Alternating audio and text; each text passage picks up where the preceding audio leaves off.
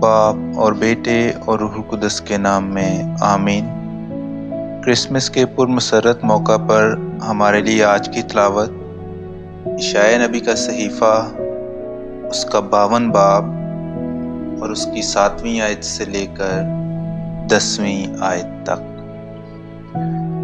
پہاڑوں پر اس مبشر کے قدم کیا ہی خوشنما ہیں جو سلامتی کی بشارت دیتا ہے، یعنی اس کے جو خیریت کی خوشخبری دیتا اور نجات کی باتیں سناتا ہے، اور جو صہیون سے کہتا ہے کہ تیرا خدا مسلط ہوگا، تیرے پہرے داروں کی آواز ہے، وہ اپنی آواز بلند کرتے اور مل کر للکارتے ہیں، کیونکہ جب خداوند صہیون میں واپس آئے گا تو وہ اپنی آنکھوں سے یہ دیکھیں گے۔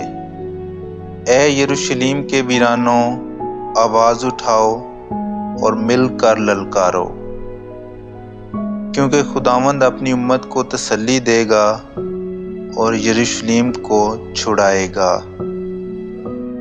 خداوند اپنا مقدس بازو تمام قوموں کی آنکھوں کے سامنے ظاہر کرے گا، اور زمین کی تمام اطراف ہمارے خدا کی نجات دیکھیں گی۔